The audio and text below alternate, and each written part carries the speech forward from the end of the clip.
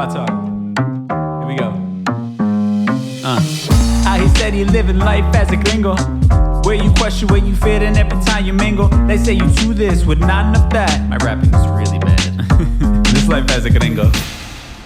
Yes, hello and welcome to another episode of Life as a Gringo. I am Dramos, of course. It is Thursday, so it means it's time for our Thursday Trends episode. And joining me on the show today, our resident attorney, my guy, Hector Oseguera. How you feeling? Feeling great, Dramos. It's always a pleasure to be here, man.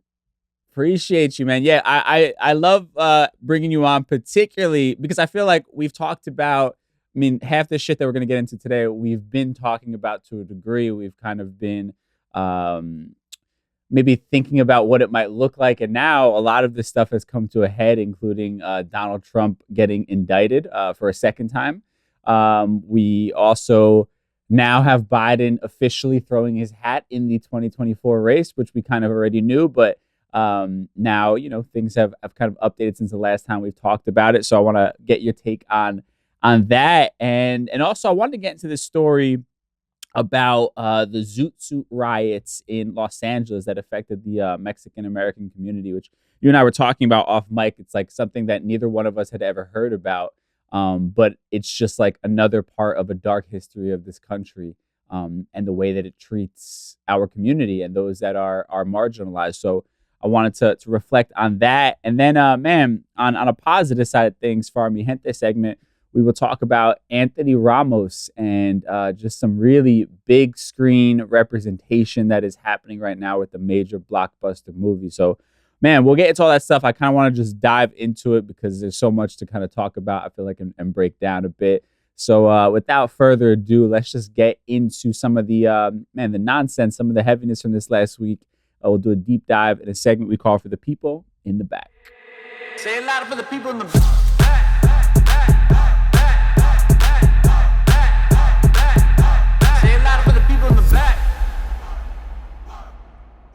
All right, man. So let's start with Trump. We've talked about this a bunch since I've had you coming on the show.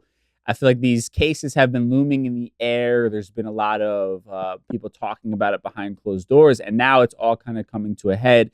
This being his second indictment here. Now he has been indicted over a potential mishandling of classified documents. Right? We were wondering if there was going to be any real charges coming to this, and now there has been. He has officially pleaded not guilty, but he was arraigned on Tuesday at a federal courthouse in Miami. He's been charged with 37 counts, including 31 counts of willful retention of national defense information. And it is the first time in American history that a former president has faced federal charges, right? And Donald Trump is no stranger to being the first president to do a lot of things, right? Yeah, unfortunately. But all right, so from a legal standpoint, political, are you shocked that it actually has happened at this point? And just kind of what is your general reaction in seeing all of the charges being brought up against him now?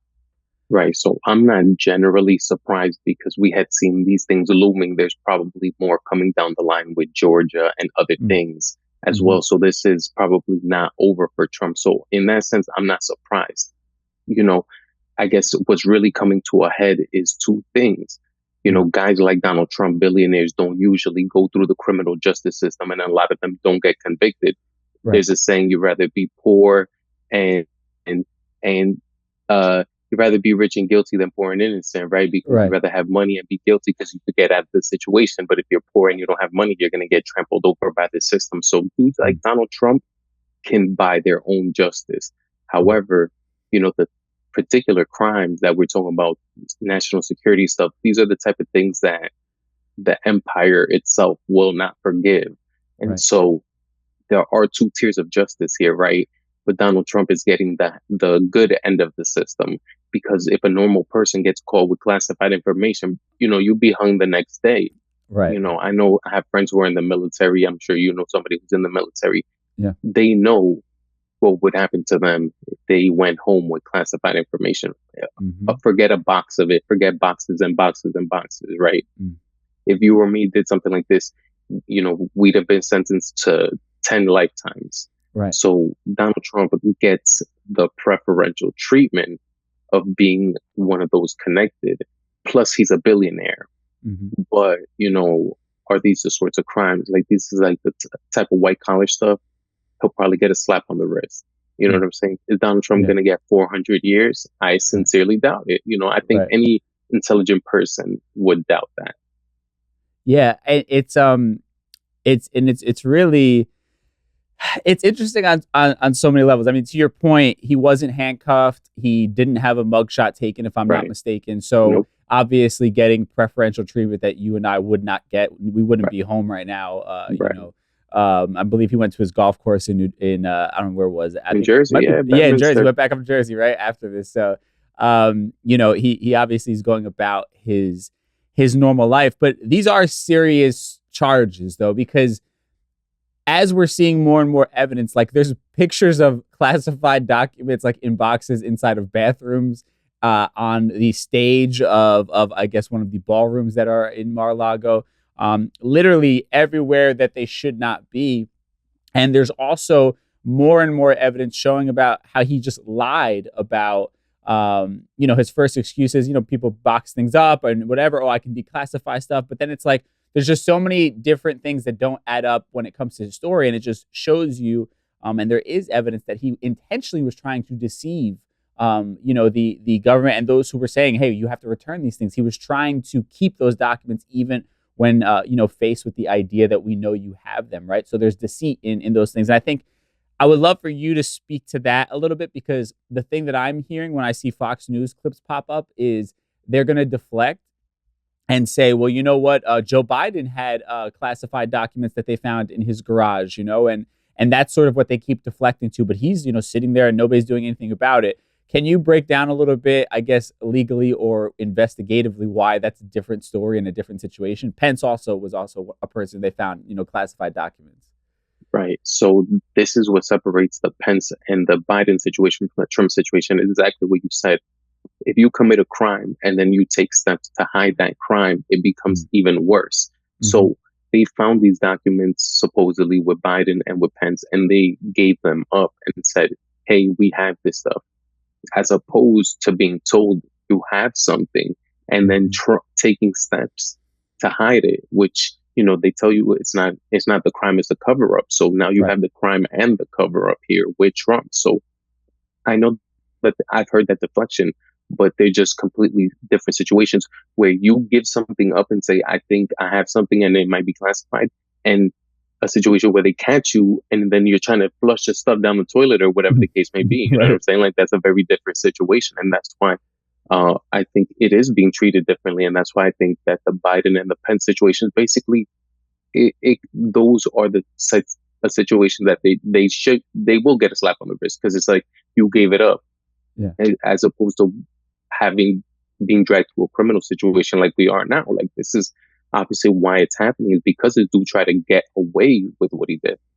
Yeah, and I think I was even like seeing something like somebody's writing a book on him, and he was like showing these documents as like a part of like the story that they're writing about. Like it's just so crazy how untouchable this guy feels, and in actuality how much he is. I think my question for you, though, as he goes on this campaign trail and he keeps getting hit with these different lawsuits and money's being spent, right, and time and energy and all these things, do you think that it eventually gets to a point where it's just he's spread so thin that like it's kind of just completely dissolves him for 2024 as far as his energy or even financially being able to compete? Or do you still kind of think like this is really going to just kind of be a non-issue at the end of the day? Yeah, I think it's not going to be a non-issue, but I think it makes him stronger. It makes the Republican primary base like him more, the more this happens. Like, they would love for him to be a convicted felon, political prisoner running for president. That would, that would make them so happy. So as angry as they get, they know, they feel emboldened, and that's going to carry Trump through a Republican primary, but it's probably not going to help him in a general election. So he's probably going to win the primary, and he's in the best position to win the primary if we're honest. But as he does that, he makes his general election worse and worse. So, but then again, we don't know what's going to happen with Biden, which I know we'll touch on later, but that's sort of my concern. It's like, yeah, Biden could probably beat Trump, but what happens next? Like, what happens if it's not Biden? Yeah, I think the interesting kind of part of this conversation, because I think at the end of the day, those who are the hardcore Trump fans, the hardcore Republicans, you're not changing their mind at the end of the day, right? They have bought into this cult. They've drank the Kool-Aid at this point. I saw a woman literally in tears while being interviewed on television about Donald Trump being indicted, like crying for this man as if he is, like you said, a political prisoner, Right. And so those people were not going to change their mindset at the end of the day. It just kind of is what it is. It's a part of their identity, right? But the key kind of demographic is not even the hardcore Democrats. It's those in the middle who can swing in either direction, right? And those are the people that essentially both sides are going to be fighting to get on their side. And I think, do you think those independent voters are going to have enough disdain for Trump to not vote for him, or are they even going to be able to have the faith in Biden? I think that's like the middle ground that we're talking about. Do they hate Donald Trump enough to sort of gamble on the fact that Joe Biden is going to be able to make it through another 4 years of presidency?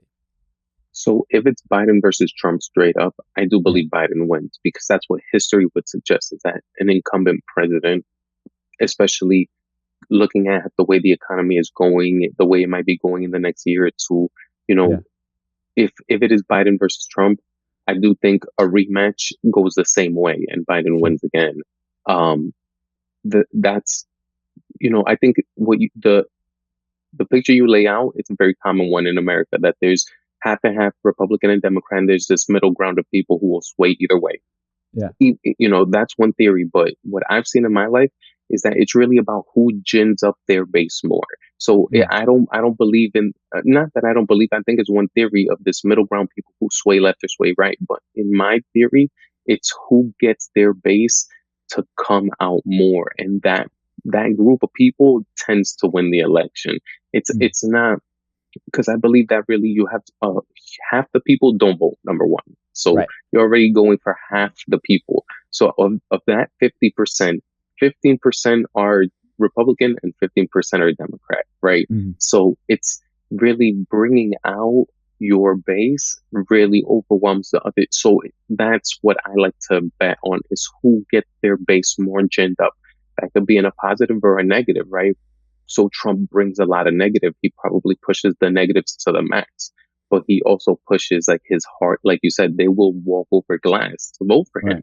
So whoever is ginned up the most is most likely to win. That's my theory of the case. Because if you're talking about those independent people, there's no people whose like idea of them is more baked than someone like Donald Trump. Like, who in America doesn't know who Donald Trump is and doesn't have an opinion of him already? Like, how many independent unknowns of Donald Trump exist in America? Sure. Right. And the same thing about Joe Biden. Most people probably know who Joe Biden is, and your idea of him is baked one way or the other, and it's not going to change.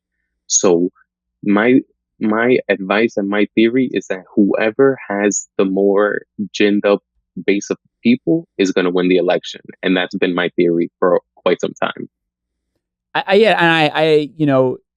In sort of while you're talking, I'm thinking about it, and it makes sense, because you think about even just like the black voters that came out in record numbers this last election, right? That actually brings me fear, not black voters, but are they going to be as energized to vote this time around, right? And all of the groups that came out in record numbers, and just like generally speaking, the record number of voters we had in that election in general, right? Are we going to be able to recreate that sort of magic, if you will, right? Because let's start talking about Biden, because, we hate Donald Trump, right? A lot of people hate Donald Trump, as far as the masses do. The numbers don't lie, right? He lost the popular vote, right? Even in the election that he won. So majority of people aren't actually fans of his. And then coming off of a pandemic where people felt like he fumbled it and where it just felt like the darkest of times. It was easy to say anybody but Donald Trump at that point, and we have to come out because shit is just too horrible right now. But at the point we're at today, I don't feel that any sort of energy, because it's just kind of like, it feels like we're fucked in either direction, right? And maybe we're going to be fucked a little bit more because it might end democracy as we know it, but it still doesn't feel like there is that energy to like the immediacy of needing to get out there and be active in what we're doing, right? I mean, so talking about Biden, I mean, obviously he's officially announced he's running in 2024. Kamala is going to be his running mate again, as he's stated. Yeah. I know that you didn't give him a great grade of his time in office last time we spoke, but let's kind of update that and see if that's changed for you. I mean, we talk about how inflation is on the decline, right? You had the economy creating, it was like 339,000 new jobs last month, right? And you hinted at the fact that maybe this trend is going to continue, where the economy is going to bounce back, which is a very lucky time for Biden for this to be happening. Right. What is kind of your general thoughts? Like, has your grade on Joe Biden changed since the last time we spoke? Not too much. I think I gave him a failing grade last time. I think this time I'll probably give him like a D- or something like that. Like, still pretty bad, like, honestly, he hasn't done too much. What I say a lot is that presidents are at the whim of the economics that happen to them, and they take credit or blame for things that they necessarily don't have control over. Sure. Like, now they have had to try to bring down inflation. Inflation is one of the hardest things to try to tamp down. That's what ended Jimmy Carter's administration in the 70s, is runaway inflation. So that can really mess up your politics. But at the end of the day, the president doesn't have all that much power to affect inflation. Right. So he's gotten a couple things done. I won't lie. He's gotten a couple bills passed through Congress. Maybe a C- instead of a D-. Like, okay. He, at the end of the day, there hasn't been too much, though. That's what I want to say, is like, I don't want to say that while there have been some gains for his administration with a couple of laws that he's gotten passed, there hasn't been the progress that we actually have needed. There's been no progress on healthcare. The student loan debt remains tied up in court. So while he's had some things that he could tout, the real change for the working class is still not there. There have been some labor strikes that he's not been on the side of the workers.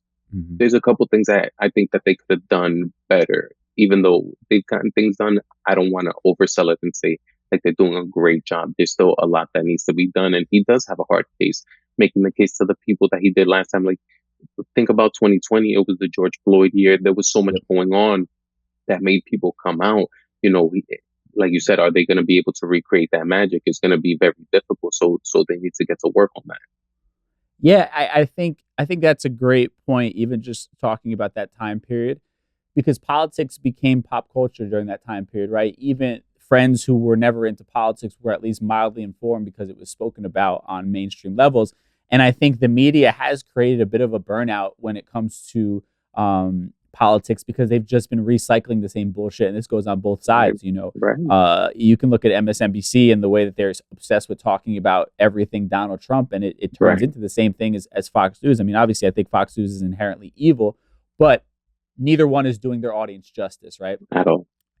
And there hasn't been that progression. We're talking about the Black community. There wasn't that police reform that we were promised, right? Under Joe Biden, and Kamala Harris hasn't been this beacon of light for people of color.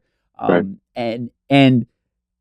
it feels like the wins that Joe Biden has had are very kind of under the radar to a degree for most people. There hasn't been this big splash. He's just not the president we need right now, right? If times were good and shit is even keeled and everybody's happy, he can coast through a couple terms. But to your point, we need somebody more aggressive, more progressive right now to basically save all of the progression that has happened, in this country as far as LGBTQ plus rights and women's rights and all of these different things. And he just hasn't been that person. And that is a scary kind of, man, just thought to think, like, how do you galvanize people? How do you excite people in this sort of time period where it just feels like nothing is happening?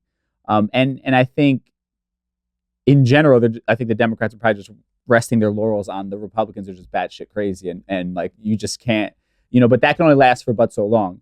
And I'm actually curious for you, is there anybody from the Democratic Party that you see that you're just kind of like, shit, I think this should have been the person. I wish that Biden would have stepped aside and allowed this person to step in. It's very hard to say, right? I really don't see that person. I personally was a Bernie person, so that's the person I think would have made those sorts of changes that you're talking about in sort of like a real direction of like working class changes, like things that, what you said, the wins are under the radar because you don't feel it in your daily life. Right. I feel like that's what a Bernie sort of administration would have been like, is that, those changes are very you would have seen it. The working class people would have noticed the difference in their lives. And that's sort of what we need. And that's what they should have been working on. That's why I think the labor strikes were very important. And that's something that Joe Biden could have gotten on and probably should have. I really don't see anybody in the Democratic Party. They're trying to set people up, but those people are not, mostly are for the corporations. They're not for the people. There are very few people who are for the people, and those people are not put in power in the Democratic Party. So I really don't see that they're trying to, sell us, after Kamala Harris, they're trying to sell us Pete Buttigieg, which to me is not somebody who I think is very popular, especially in the Black and brown community. Like, we don't really know too much about him, and he hasn't really done too much for our community. So, I don't see that person, and that's a sad thing because they should be cultivating a new generation of leaders if they're really about, setting us up for a brighter future. But, that's not what I see. And, I wish I had a list of people, but I really don't. Yeah, it is crazy. Just like nobody seems to be thinking we probably should start setting ourselves up and like having the next person up begin to be kind of in that forefront. What's your thoughts on Gavin Newsom, by the way? I know he's been making his rounds and kind of like, obviously he's not running, but he's been making the presidential appearances essentially on a national level. Right. And I don't want to, we should talk about that as well, because there is opposition to Joe Biden. There's two people running against Joe Biden in the Democratic primary. There's Marianne Williamson and there's RFK Jr. And, with Gavin Newsom, I think he's trying to set himself up for the long-term future. Right. Again, I worry about his corporate ties as well. That would be something that I would want to do some more research on, because I don't know too much about Gavin Newsom. I've heard his name thrown around, and I've seen some of the things that he has done. I know that he's trying to position himself. I don't think that he would run this time, because I think he does want to set himself up for, a 28 or whatever the case may be. But, I'd want to learn more about him, because I really don't know too much about him. I think the Democrats really need to find more people and more millennials who are, putting in the work and who are ready to be that next generation. Yeah, no, I completely agree. I think the one thing about Gavin Newsom is that he's charismatic, which is like the one thing that's been missing from fucking every Democratic politician, it feels like. So like at the very least, you can listen to what he's saying and it seems like he's like cares, and he has like that Obama effect almost, obviously, which I feel like we're all kind of starving for to a degree, is why I brought him up. So I want to move on to something historically though, because I think, when we talk about this country and the really complicated and dark history that people of color have gone through in this country, the opposition will always say, well, that was so long ago, stop bringing up old history and things like that. And I think the reality is, the more we sweep our history under the rug, the more we set ourselves up for the same thing to continue to happen over and over again, because history does tend to repeat itself. I mean, shit, even a pandemic has happened historically before, right? And there were similar oppositions to vaccines and things like that during the Spanish flu that happened far beyond, any of our lifetimes, right? So like history repeats itself. And if you don't pay attention to history, you can continue to fall victim to, the perils of it. So one of these stories that I thought I wanted to cover was, you actually had the Los Angeles government apologizing for what they call the Zoot Suits riots. And this is 80 years ago this happened.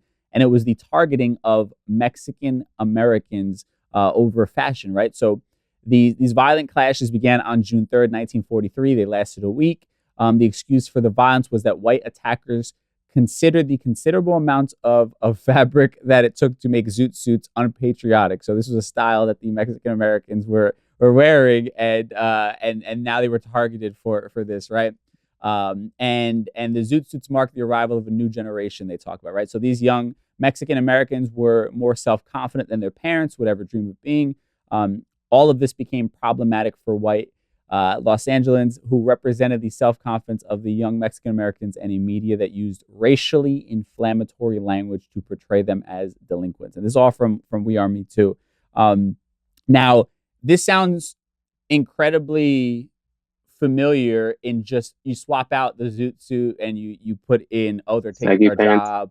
Yeah, oh yeah, exactly. Or baggy pants, right? Exactly. All of this stuff is literally you just plug in a different reason to hate this group, and then it allows you to justify committing acts of violence against them, right? And we're even seeing it now still when it comes to migrants and the violence that is happening to them, or anybody who is viewed as a migrant, right? And it's like this cosign that is allowed to happen. So now you had the Los Angeles City Council saying, quote, the city of LA can finally take responsibility and apologize for its role in effectively sanctioning the violence perpetuated 8 decades ago.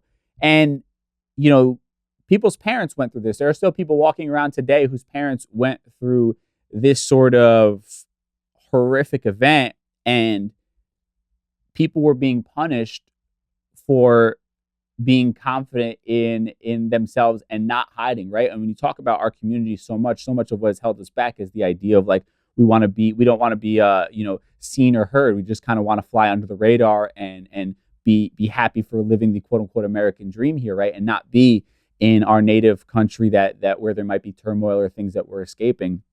And you wonder why that mindset has been instilled over and over and over for generations, and it's because of events like this, and that this sort of continues to happen in a variety of different ways. And it's just like, we have to keep talking about this shit, because that's the only way to like really open up that door for people to know just how fucked up the history of this country is and how it's led to where we are right now, and it continues to happen just in different ways.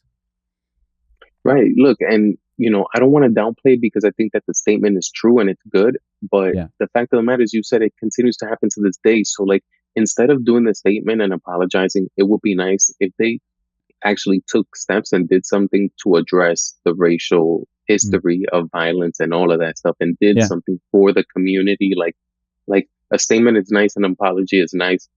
But if America were to say tomorrow we're sorry for slavery, and that's it, like people would be like, that's as insufficient.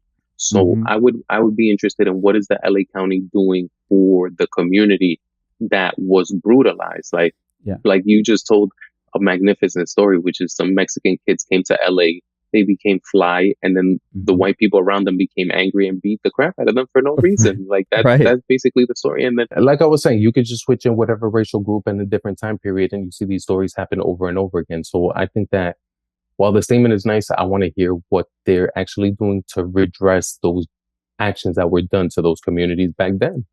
Yeah, and like what bothers me also is because people would be like, "Well, just pull yourself up by the bootstraps. America has given everybody opportunity." And it's like, okay, these kids were, like you said, they were dressing fly and they got punished for it. Or now you have these street vendors who are starting their own businesses, and they're getting persecuted by racist people on a consistent basis. We hear those stories happening all the time. It's like, no, like that statement doesn't work for us, because the second that people in this country historically begin to see people of color gaining some sort of power in some sort of way, even on the smallest level, they find a way to have a problem with it. They feel like it's taking something away from them, and they need to find a reason to, or a way to, take it back from us, essentially, right? It's like the idea, again, you're taking our jobs and all of these different things. Like, those are all, dog whistling things, and now it's attacking immigrants. But at one point they said the same thing about black people in this country. Black people are taking our jobs back in the day, right? So it's like, I bring these things up to point out the hypocrisy of those statements of pull yourself up by the bootstraps, because you as maybe a low income white person, and there's still struggle in all of our stories, you still had a different opportunity and a different set of circumstances than people of color did, because there are people who are rooting you on your journey, whereas historically for people of color, they're waiting for an opportunity to tear you down on your ascent towards success and the American dream. Absolutely. And that's why it's so important, to have people in our community that we hold up when we see them do great things. And when you see young kids in your community, instead of looking down on them, uplift them and tell them, that what they're doing is okay, because the same things we see today have been perpetuated in history.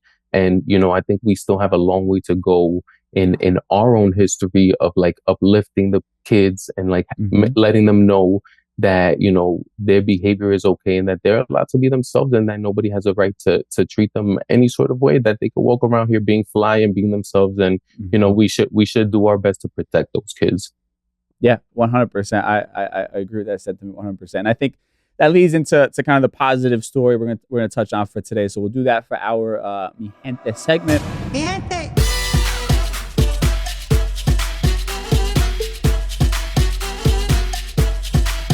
All right, so I wanted to touch on this story because there's always a lot of conversation surrounding Hollywood, particularly when it comes to people of color and not getting opportunities. And even when they do get opportunities, not being able to walk in their authenticity, kind of like what you were talking about, right? Not being able to show up in those spaces as, a Latin person, as a Black person, right? They always kind of have to dumb it down for a general audience. And a really kind of beautiful thing you're seeing right now is this new Transformers movie where Anthony Ramos is the star of it, right? And it's a major franchise. Obviously, it's and Transformers has been around for decades in general, right? It's something synonymous with comic books and people's childhood and all these different things.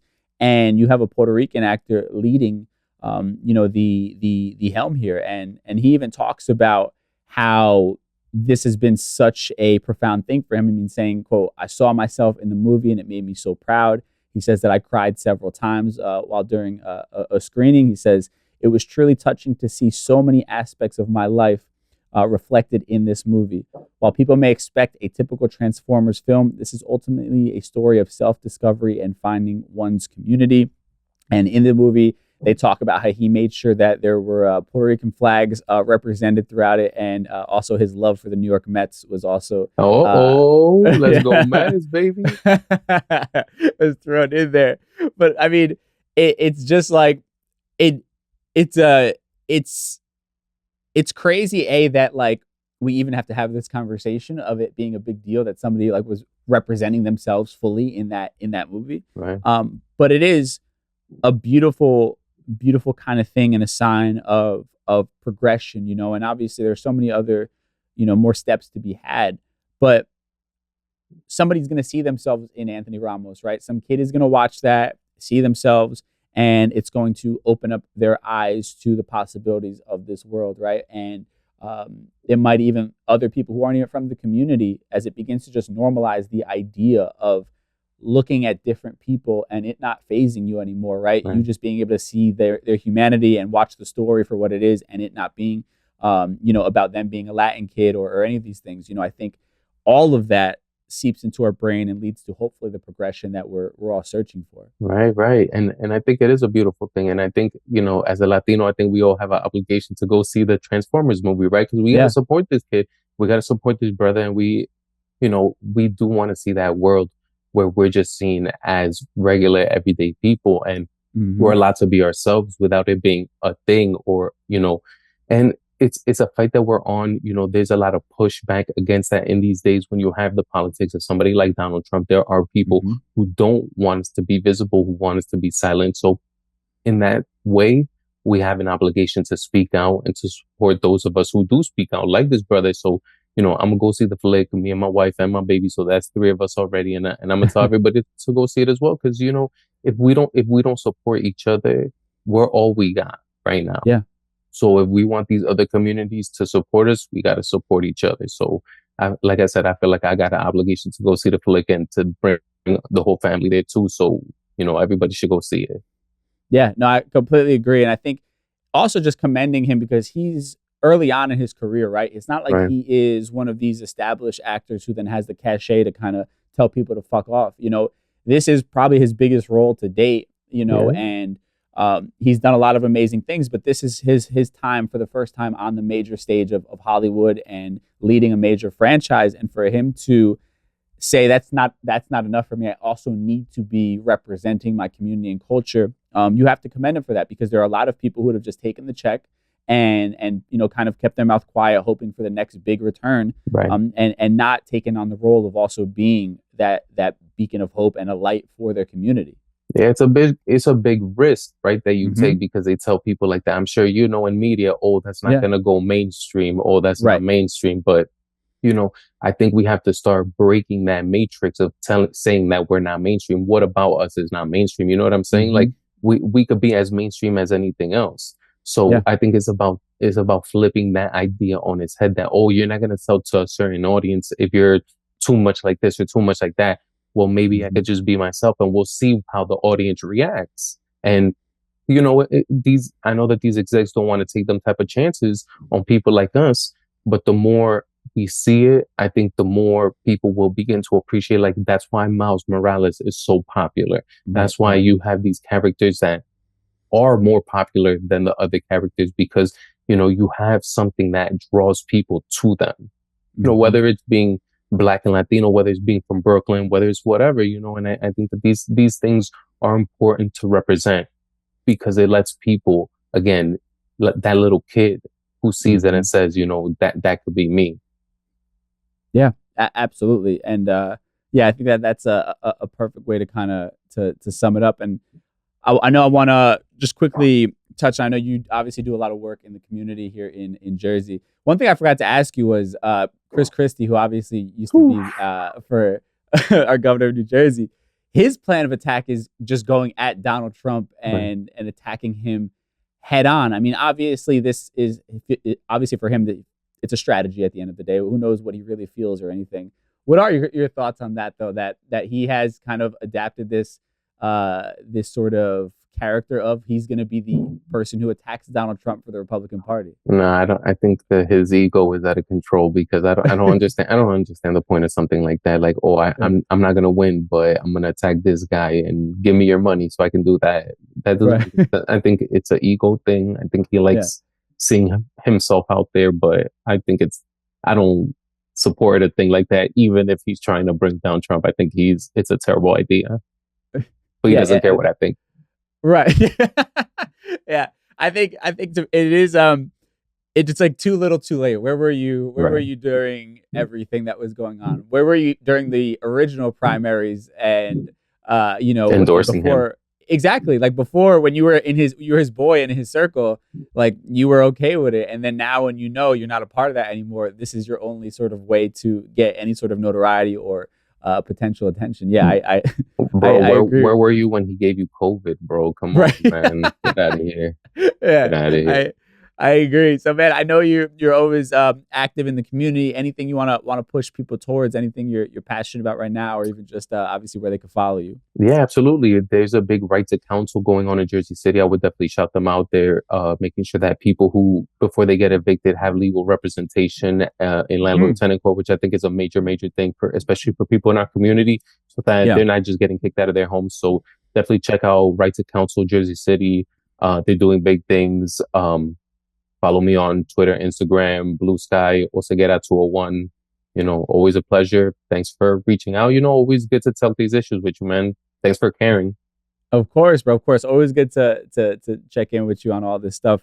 And speaking of Jersey City, bro, I've noticed there's a lot more big chain stores coming into the area, which kind of hurts my heart a little bit, because I feel like what made Jersey City so special was the fact that aside from like there's like that McDonald's and Dunkin' Donuts over there, everything else was mom and pop. And now you have Shake Shack, which I love Shake Shack, but you have Shake Shack, you have Whole Foods down the road over there.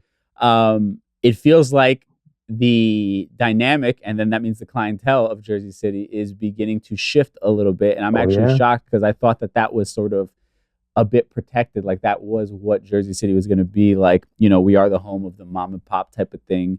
And it feels like it's shifting a little bit. It definitely is. Jersey City's gone pop too, man. They're going mainstream. It's true. It's true, man. And it does hurt my heart as well because I've been around that area for a long time. I remember when the buildings across from the Whole Foods that's coming were very, very different from where they are today. And, Yeah. it hurts my heart as well. That's one of the major things that's why I think landlord tenant issues are so important too, and making sure that we know who the real estate developers are in that area, because if you don't keep an eye on that, those guys are going to take over. And yeah, the Jersey City is going mainstream. Yeah, and it's sad because it doesn't have to be that way. You know what I mean? Like Jersey City was already popping, I'm sure, bringing in so much revenue for with all the different things going on, and you didn't have to sacrifice the culture and the pulse of it. Bro, I'm right there with you, and I believe in you, but unfortunately to these politicians, you could always make more. It's always about making that extra one. So they definitely are trying to squeeze every single dollar out of the real estate in that specific area that you're talking about. And I definitely miss that version of it too, because it was a cool little spot down there. Yeah, 100%, man. All right, my dude, I appreciate you. Thank you for hopping on and always giving us a good conversation. Always a pleasure, man. Man, big shout out to my guest this week, my guy, Hector Oseguera, for hopping on the show, our resident attorney. Always appreciate him and his perspective, and it's always good to catch up with him. Sorry if we got a little bit local talking about Jersey City. It's a part of my heart, one of my favorite places in the world. Probably my first place that I felt like home when I moved over there. So I have a lot of sentimental feelings towards that place. But anyway, let's move on to tying everything that we talked about today in a neat little bow in a segment that we call Conclusion Stew. Time for Conclusion Stew. All right, so we dove into a lot of this stuff pretty heavily, so I'm not going to harp on it too much. I think it is interesting to see some sort of accountability here as far as Donald Trump goes. I think to Hector's point, usually people in his position of his stature don't actually end up serving the time. They find some sort of way to get out of it. These are obviously serious charges, and there's a lot of recklessness that comes along with the idea of, top secret information just sort of being thrown all over the place. And then, on top of it, him hiding it and deflecting on purpose, I think adds to all of it, So we'll see what happens. I mean, I think, again, as we were talking about, it's not going to change anything for his base. Like I was talking about that story of, I saw a video of this woman just like crying for Donald Trump and talking about how we have to protect him and all this shit. And so his base, his followers are probably going to be even more motivated now to get to the polls, which obviously becomes the scary part of the 2024 election.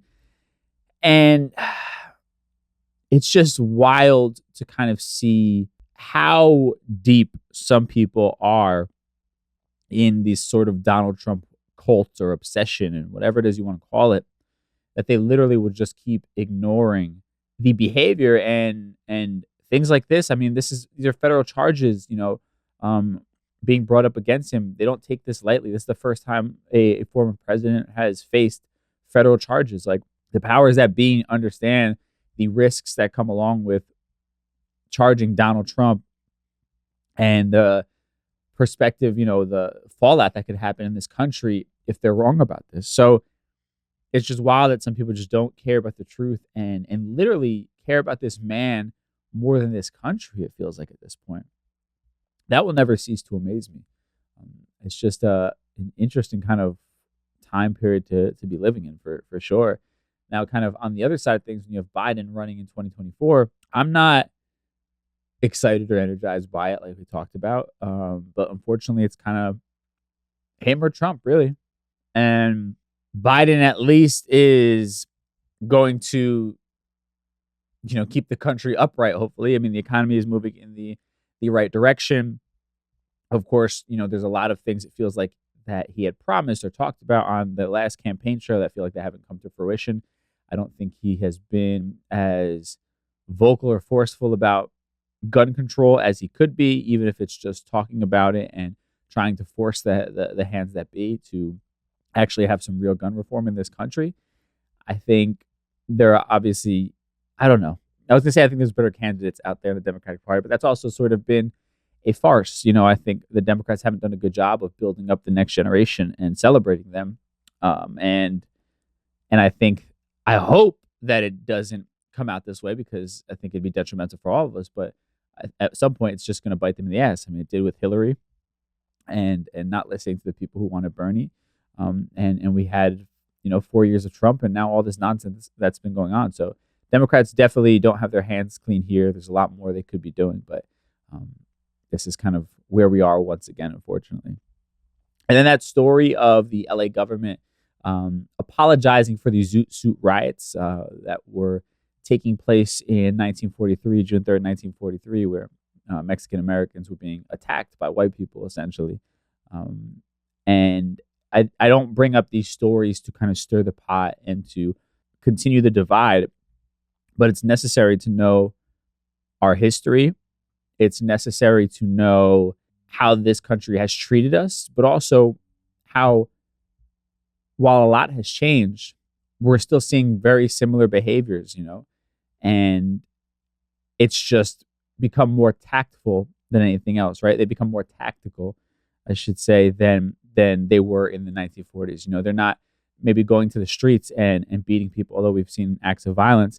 They're getting more creative with how they can spread their hate and how they can target marginalized communities. So it's important to kind of know your history in that regard, and also to be able to foresee, what potentially we could be looking at in the future, which is a bit dark. But again, I think you have to recognize that this country has blood on its hands, and that doesn't mean we throw the baby away with the bathwater, but we can't keep living this lie of America the Great and it's a place for everybody, when historically we've seen so many instances like this that show it's not for everyone, right? We all don't have the same exact opportunity. Racism still does exist and has existed. And, the idea of a one-size-fits-all, pull yourself up by the bootstraps mentality isn't applicable when you have a country that has historically found ways to throw extra obstacles in the way of people of color in this country. And then on the positive side of things, I'm a big fan of Anthony Ramos and just how he carries himself, and how he seems to be really prioritizing his culture and wanting to be a voice and a face for his culture and his community, which I think is incredible. Kind of like we were talking about, he didn't have to do the whole Puerto Rican flag thing and New York Mets and all that stuff, memorabilia in scenes in the movie, but he chose to make it a point to do so and to be unapologetically himself in a major blockbuster role, not just being somebody who happens to be Latino, but being a Latino leading that role, right? And we talk about Hollywood a lot, and we talk about how a lot of people don't utilize their platform, how they live in fear of the check not coming, and potentially being labeled as too ethnic or, too difficult to work with, whatever it might be, and that their career could dry up if they begin to speak out or begin to pressure these movies to include their diversity. And I love how someone like him, who this is his first, big franchise to be a part of like this, and really stepping out into his own, is making sure that from the get, basically, his culture and community are represented. So always love to see that. Just incredible stuff. And man, that's it. Hope y'all got some information here. I'm feeling good, in general. I'm really excited actually to bring you Tuesday's episode as I think about it. We have a really amazing guest. Her name is Vanessa Santos, and she is the CEO, co-CEO and partner at We All Grow Latina, and just inspirational stuff. So I'm really excited for y'all to get to be a part of this conversation and hear all of it. I know it's going to be really inspiring for all of us. So excited to share that with y'all. Just B.NYC, we just dropped a bunch of new merch for Q3, or are we in Q2? Q2 of this year, the second quarter of the year. I'm really excited about our Protect Your Peace collection. So go check that out, just B.NYC. And man, that's it. I'll catch y'all on Tuesday with a brand new episode. Till then, stay safe, and we'll talk soon. Peace.